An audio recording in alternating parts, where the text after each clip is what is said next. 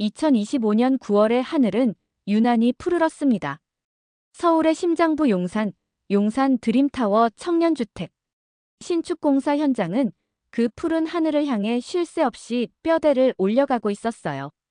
안전활동 수준평가 전문가이자 현장의 목소리를 이야기로 엮는 작가로서 제 임무는 저 거대한 구조물 속에 숨어 있을지 모를 아주 작은 위험의 균열까지 찾아내는 것이었습니다.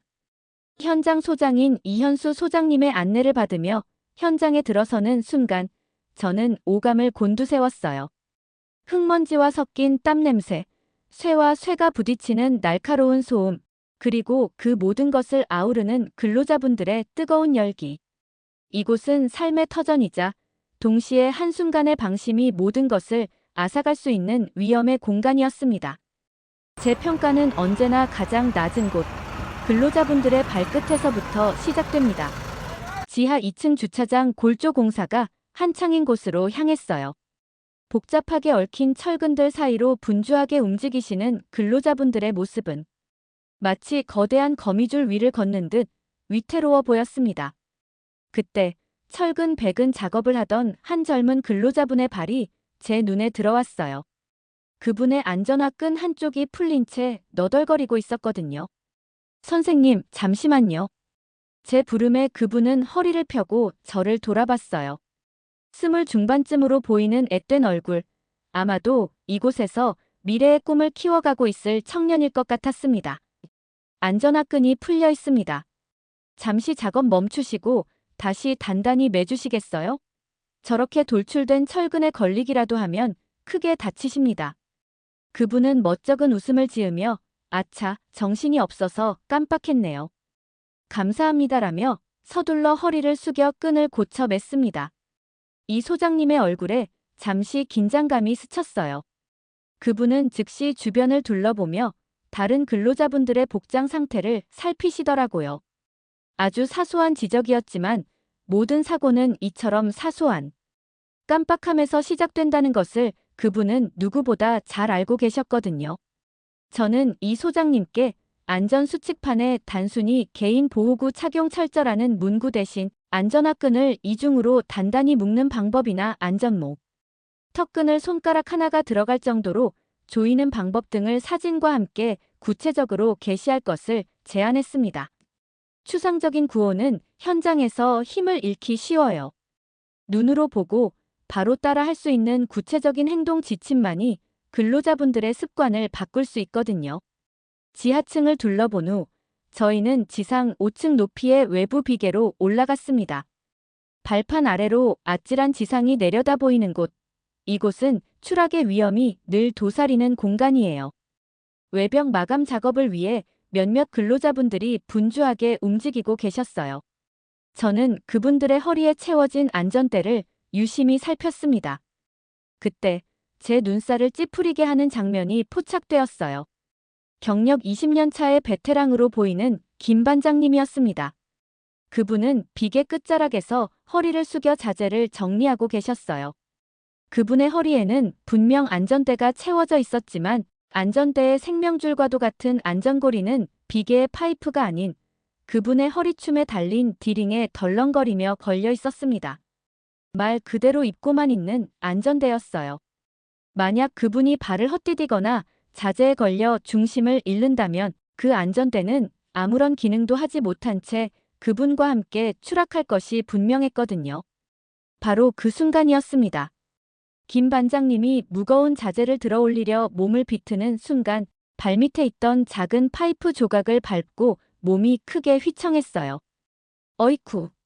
짧은 비명과 함께 그분의 몸이 비계 바깥쪽으로 기울었습니다. 그분을 지켜보던 모두의 심장이 철렁 내려앉았어요. 다행히 그분은 반사적으로 비계 파이프를 붙잡아 중심을 잡으셨고 사고로 이어지지는 않았습니다. 하지만 그분의 등에서는 식은땀이 흘렀고 얼굴은 하얗게 질려 있었어요. 저는 조용히 그분에게 다가갔습니다. 질책보다는 공감이 먼저였어요. 김 반장님, 많이 놀라셨겠습니다. 그 안전대 무게가 한 2kg은 좋게 나갈 겁니다. 방금 전까지 그 EKG은 반장님의 어깨를 짓누르는 그냥 짐이었습니다. 하지만 저 파이프에 안전고리 단 하나만 걸었더라면 그 EKG은 반장님의 생명을 구해줄 가장 든든한 생명줄이 되었을 겁니다. 김 반장님은 아무 말도 하지 못하고 거친 숨을 몰아쉬셨어요. 그분은 자신의 허리춤에 걸려있던 안전고리를 말없이 들어보이셨습니다. 내가 무슨 짓을 한 거지 하는 자책감이 그분의 얼굴에 역력했거든요. 이 소장님과 안전관리자인 김 대리님의 표정은 참담했어요. 특히 김 대리님은 매일 아침마다 안전대 체결을 확인하는데 걸었는지까지는 일일이 따라다니며 볼 수가 없으니라며 말을 잇지 못하셨습니다. 저는 그분들에게 해결책을 제시했어요. 관리자의 눈만 피하면 된다는 생각을 바꿔야 합니다. 이것은 시스템의 문제입니다. 첫째, 안전대 부착용 수평 구명줄을 작업 동선에 따라 더 촘촘하게 설치해야 합니다. 걸 곳이 마땅치 않아서라는 핑계가 나오지 않도록 말이에요. 둘째, 안전고리 미체결 시 즉시 퇴출이라는 무관용 원칙을 모두에게 공표하고 엄격하게 적용해야 합니다. 한두 번의 예외가 관행을 만들거든요. 마지막으로 보여주기가 아닌 살기 위한 실천임을 계속해서 교육해야 합니다. 방금 김 반장님의 아차 사고 순간을 영상으로 만들어서라도 그 위험성을 모두가 체감하게 해야 합니다. 그날 오후 현장에는 새로운 바람이 불기 시작했어요. 이 소장님은 즉시 추가 구명줄 설치를 지시하셨고 현장 곳곳에는 안전고리, 생명고리, 안 걸면 퇴출 이라는 직설적인 경고 문구가 나붙었습니다. 김 반장님은 동료분들에게 자신의 아찔했던 경험을 이야기하며 서로의 안전고리가 제대로 걸려 있는지 확인해주는 상호 안전 확인 문화를 만들기 시작하셨어요. 보이지 않는 위험은 이처럼 우리의 발끝, 그리고 손끝에 작은 실천 하나를 놓치는 순간 가장 무서운 모습으로 우리 앞에 나타나는 법입니다. 건물이 하루가 다르게 높아질수록 현장의 위험 요소는 평면에서 입체로 더욱 복잡하고 예측 불가능한 형태로 진화해요. 특히 수직과 수평 이동이 교차하는 고층 작업에서 소통은 단순한 의사 전달을 넘어 모두의 생명을 연결하는 핵심적인 안전장치입니다. 용산 드림타워 현장이 20층을 넘어서면서 저는 소통 시스템의 작동성을 더욱 예리하게 들여다보기 시작했어요. 22층 갱폼 해체 작업. 그날의 주된 작업은 22층 외벽의 갱폼 해체 및 인양 작업이었습니다. 갱폼은 거대한 철제 거푸집으로 아파트 한 층의 외벽을 통째로 만들어내는 중요한 구조물이에요. 그 크기와 무게가 어마어마한 만큼 해체하고 타워 크레인으로 들어올려 상층부로 옮기는 작업은 현장에서 가장 위험하고 고난도에 속하는 작업 중 하나였습니다. 작업자분들은 수백 미터 상공에서 좁은 갱폼 발판 위를 오가며 해체 작업을 해야 했고 아래에서는 인양된 갱폼이 바람에 흔들리며 발생할 수 있는 낙하물 위험에 대비해야 했어요. 저는 먼저 타워 크레인 기사와 신호수 간의 소통 체계를 점검했습니다. 이전 방문 때 지적했던 무전기 성능 문제는 새 장비로 교체되어 표면적으로는 해결된 듯 보였어요. 하지만 저는 여전히 무언가 석연치 않은 느낌을 지울 수 없었습니다. 신호수와 기사는 오랜 기간 손발을 맞춰온 베테랑들이었지만 그분들의 대화에는 불필요한 농담이 섞여 있거나 정해진 신호 약어 대신 습관적인 표현들이 사용되곤 했거든요. 척하면 척이라는 익숙함이 오히려 명확한 소통의 방해물이 될 수 있음을 저는 경계했습니다. 오후, 드디어 갱폼 해체 작업이 시작되었어요.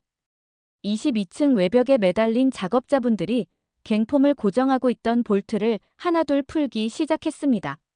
저는 지상 통제 구역에서 무전 내용을 들으며 타워 크레인과 갱폼 작업조의 움직임을 동시에 주시했어요. 김 팀장, 아래쪽 볼트 다 풀었어.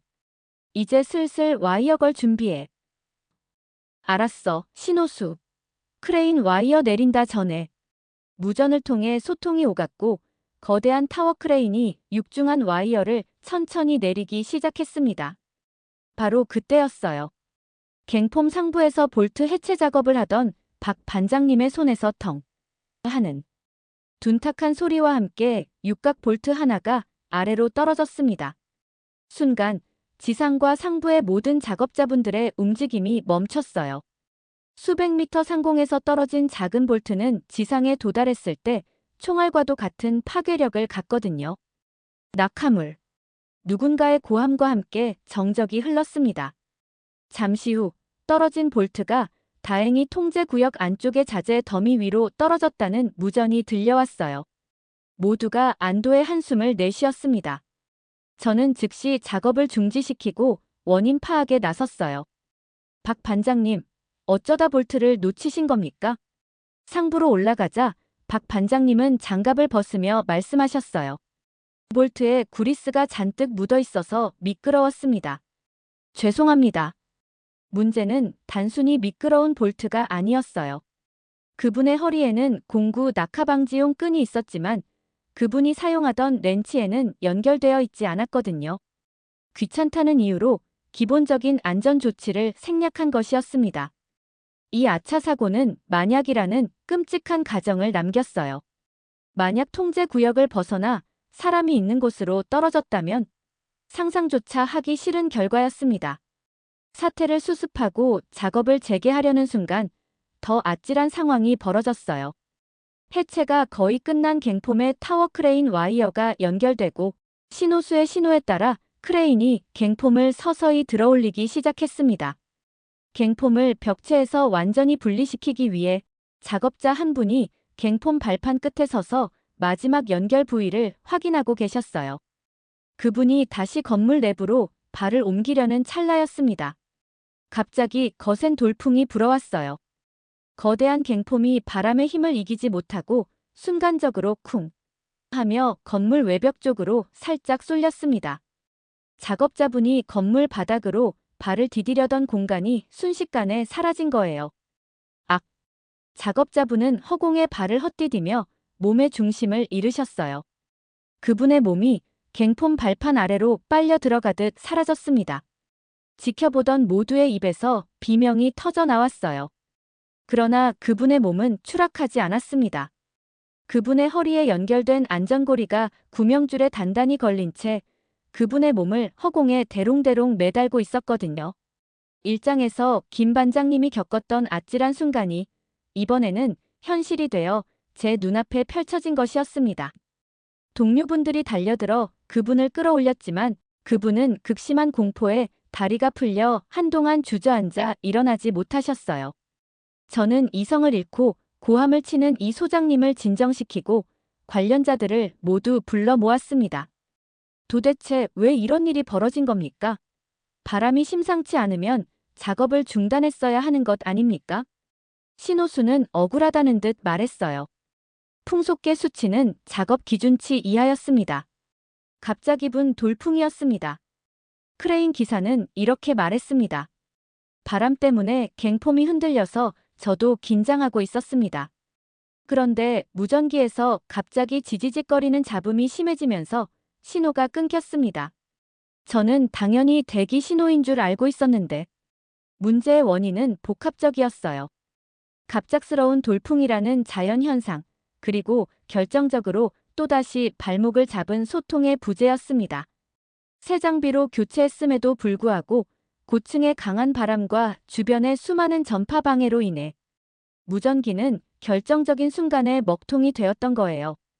저는 현장 사무실에서 모든 팀장급 이상을 모아놓고 단호하게 말했습니다. 오늘 저희는 두 번의 아차 사고를 겪었습니다. 하나는 개인의 부주의가, 다른 하나는 시스템의 오류가 원인이었어요. 하지만 근본은 같습니다. 이 정도는 괜찮겠지라는 안일함입니다. 공구끈을 생략해도 무전이 잠시 끊겨도 괜찮을 거라는 생각이 두 명의 작업자분을 죽음의 문턱까지 몰고 갔어요. 고층 작업에서 소통은 옵션이 아니라 생명 그 자체입니다.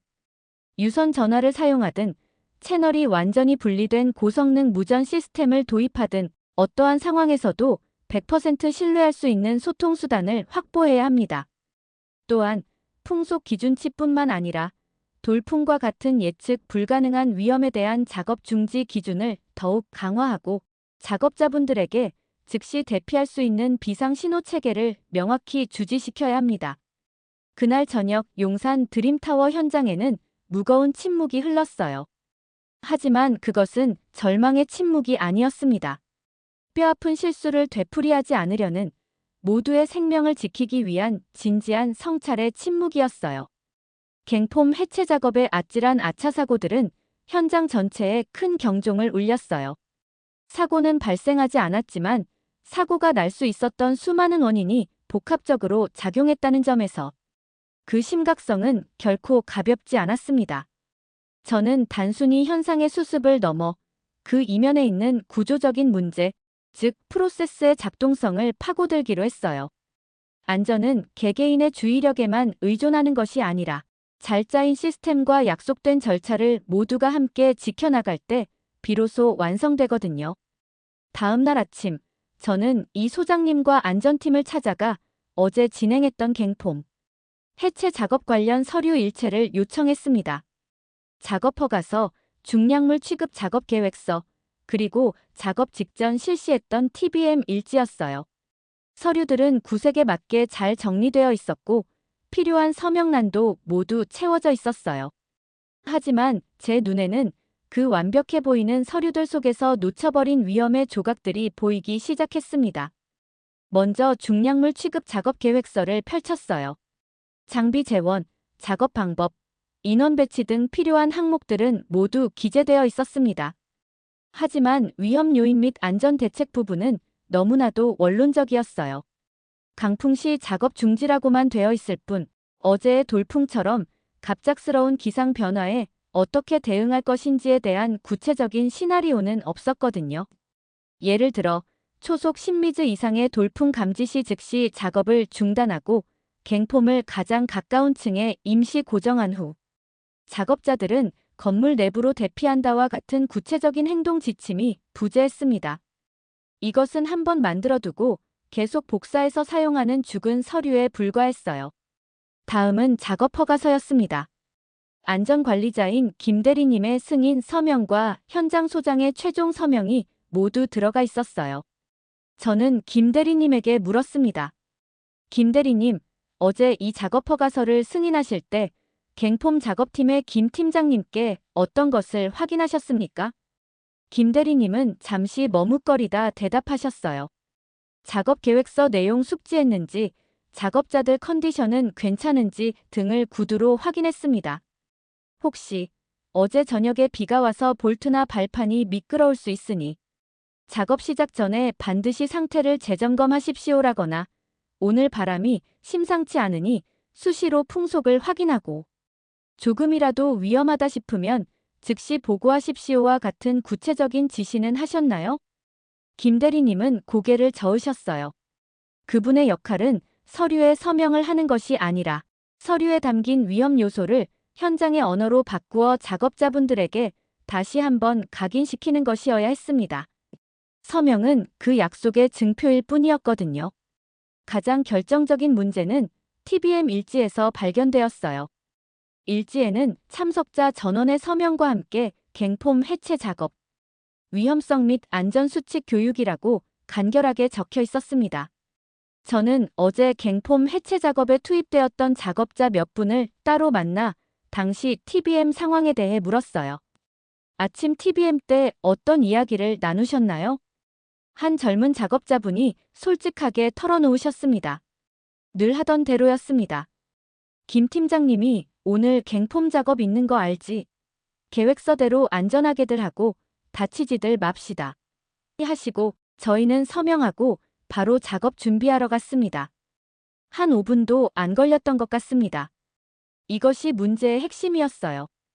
TBM은 하루 작업을 시작하기 전 바로 오늘 이곳에서 우리가 할 작업의 위험 요소를 구체적으로 짚어보고 서로의 역할을 확인하는 가장 중요한 안전소통의 시간입니다. 하지만 현장에서는 형식적인 구호와 서명만 남는 요식행위로 전락해버린 거예요. 만약 그 TBM 시간에 누군가 팀장님, 어제 비 와서 그런데 구리스 묻은 볼트가 더 미끄러울 수 있으니 닦았을까요? 라고 질문했더라면, 혹은 오늘 바람이 좀 부는데 무전기 채널 다시 한번 확인하고 시작하죠라고 제안했더라면 어제의 아찔했던 두 번의 아차 사고는 막을 수 있었을지도 모르거든요. 저는 모든 관련자들을 다시 모았습니다.